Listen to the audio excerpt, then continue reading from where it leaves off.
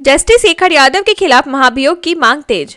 मुस्लिमों पर विवादित टिप्पणी और बहुसंख्यकों के कानून की वकालत करने वाले इलाहाबाद हाईकोर्ट के जस्टिस शेखर कुमार यादव पर विपक्ष हमलावर है। कपिल सिब्बल समेत कई सांसदों ने महाभियोग प्रस्ताव लाने की मांग की है। कांग्रेस सांसद विवेक तनखा ने बताया कि 30 से अधिक राज्यसभा सदस्यों ने हस्ताक्षर कर दिए हैं। शीतकालीन सत्र में नोटिस दिया जाएगा। बांग्लादेश में हिंदुओं पर अत्याचार पर आरएसएस ने की मोदी सरकार से अपील। आरएसएस के प्रचार प्रमुख सुनील अंबेकर ने बांग्लादेश में हिंदुओं पर हो रहे अत्याचार पर चिंता जताई और केंद्र सरकार से सख्त कदम उठाने की अपील की। नागपुर में सकल हिंदू समाज के कार्यक्रम में उन्होंने कहा कि केंद्र को इस मुद्दे पर गंभीरता से काम करना चाहिए। उन्होंने बातचीत से समाधान की उम्मीद जताई, लेकिन विफलता की स्थिति में अन्य विकल्पों पर विचार करने की आवश्यकता पर जोर दिया। साली लोगों की लिस्ट में दिल्ली एससी के 2 जजों के नाम भी शामिल। दिल्ली हाईकोर्ट की जस्टिस ज्योति सिंह और जस्टिस अमित बंसल को मैनेजिंग आईपी की 50 बड़े प्रभावशाली व्यक्तियों की सूची में स्थान मिला।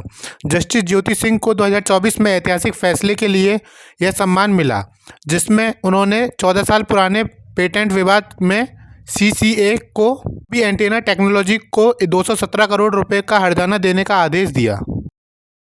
दहेज उत्पीड़न मामलों में कानून के दुरुपयोग पर सुप्रीम कोर्ट की सख्ती। सुप्रीम कोर्ट ने कहा कि दहेज उत्पीड़न मामलों में अदालतों को सावधानी बरतनी चाहिए ताकि निर्दोष पति के परिवार को अनावश्यक परेशानी न हो। न्यायमूर्ति वीवी नागरत्ना और एन कोटेश्वर सिंह की पीठ ने कहा कि वैवाहिक विवाद से जुड़े मामलों में ठोस सबूतों के बिना परिवार के सदस्यों को आरोपी नहीं बनाया जाना चाहिए। यह टिप्पणी सॉफ्टवेयर इंजीनियर अतुल सुभाष के आत्महत्या के मामले के बीच आई है।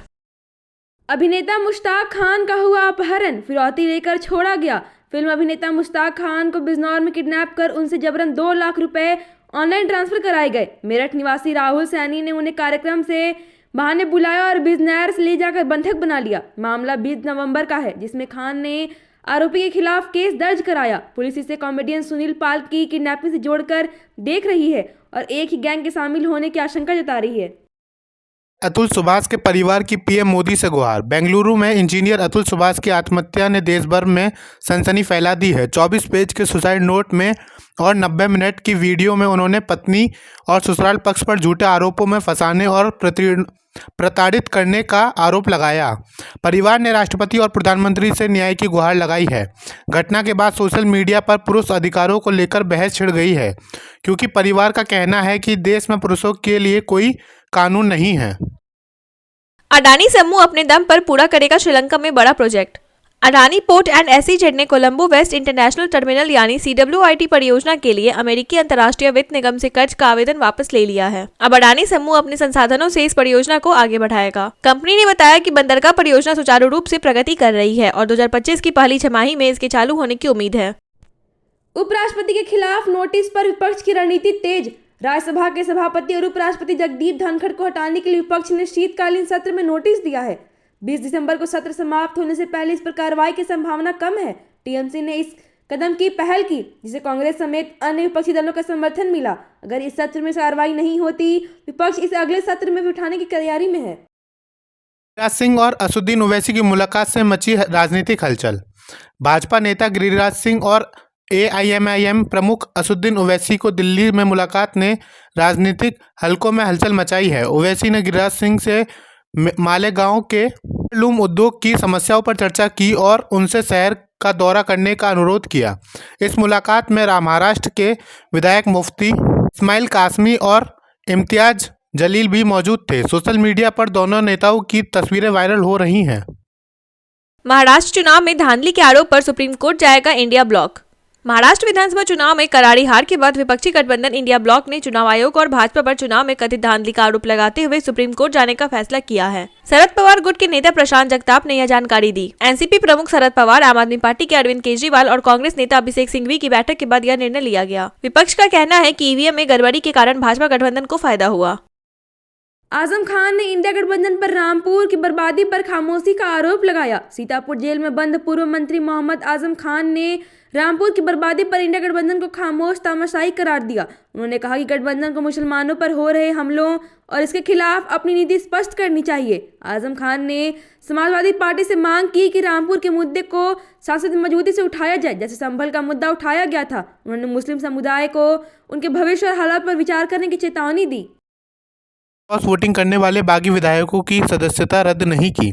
समाजवादी पार्टी ने राज्यसभा चुनाव में क्रॉस वोटिंग करने वाले अपने बागी विधायकों की सदस्यता रद्द करने के लिए अब तक कोई याचिका दाखिल नहीं की है। सपा को यह एहसास था कि दल बदल विरोधी कानून के तहत सदस्यता खत्म करना मुश्किल है।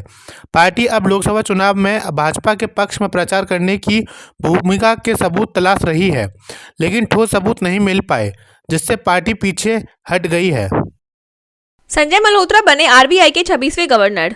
केंद्रीय राजस्व सचिव संजय मल्होत्रा ने 11 दिसंबर 2024 को भारतीय रिजर्व बैंक के 26वें गवर्नर का पद संभाल लिया। वे अगले 3 वर्षों तक इस पद पर रहेंगे। उन्होंने शक्तिकांत दास की जगह ली, जिनका कार्यकाल आगे नहीं बढ़ाया गया। मल्होत्रा फाइनेंस, टैक्सेशन और आईटी के विशेषज्ञ माने जाते हैं और वे पहले आरबीआई गवर्नर होंगे जो सीधे वित्त मंत्रालय से आए हैं।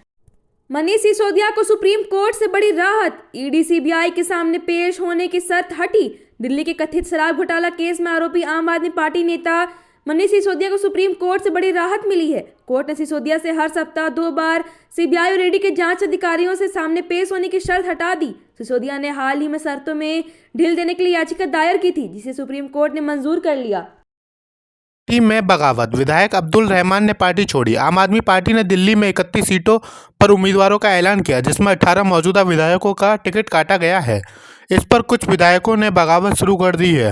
इनमें सीलमपुर से विधायक अब्दुल रहमान भी शामिल हैं। रहमान ने पार्टी छोड़कर कांग्रेस ज्वाइन की। उन्होंने कहा कि आपने वोट बैंक की राजनीति की और मुस्लिम समुदाय के अधिकारों की रक्षा नहीं की।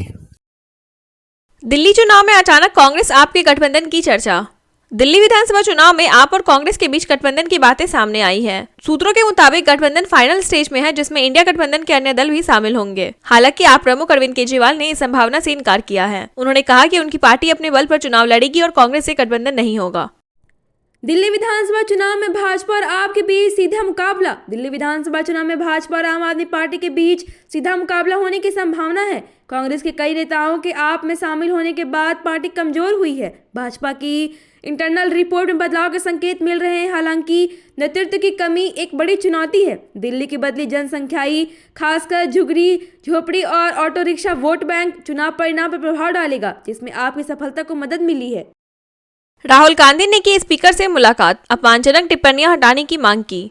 संसद में विपक्षी दलों का हंगामा जारी है, जिसके कारण कार्यवाही स्थगित हो रही है। इस बीच लोकसभा में विपक्ष के नेता राहुल गांधी ने स्पीकर ओम बिरला से मुलाकात की। राहुल गांधी ने स्पीकर से अपनी अपमानजनक टिप्पणियों को हटाने की मांग की। स्पीकर ने इस पर गौर करने का आश्वासन दिया। कांग्रेस और विपक्षी गठबंधन का धनखड़ पर हमला। कांग्रेस अध्यक्ष मल्लिकार्जुन खड़गे ने राज्यसभा सभापति और उपराष्ट्रपति जगदीप धनखड़ पर हमला बोला। खड़गे ने कहा कि सभापति के पक्षपाती आचरण और नियमों में राजनीति के कारण सदन में व्यवधान उत्पन्न हो रहा है। उन्होंने आरोप लगाया कि धनखड़ सरकार के प्रवक्ता की तरह काम कर रहे हैं और विपक्षी नेताओं को उपदेश देकर बोलने से रोकते हैं, जिससे देश की गरिमा को नुकसान पहुंच रहा है। शिक्षा मंत्री रामदास सोरेन ने योजनाओं की समीक्षा की। मातृभाषा में पढ़ाई पर जोर। स्कूली शिक्षा मंत्री रामदास सोरेन ने विभागीय अधिकारियों के साथ बैठक में योजनाओं की समीक्षा की। उन्होंने कहा कि बच्चों को मातृभाषा में पढ़ाई करना विभाग की प्राथमिकता होनी चाहिए। मंत्री ने जनजातीय और क्षेत्रीय भाषाओं में पढ़ाई के प्रस्ताव तैयार करने का निर्देश दिया। साथ ही शिक्षकों की नियुक्ति में कानूनी अड़चनों को दूर कर रिक्त पदों पर शीघ्र नियुक्ति करने की बात कही।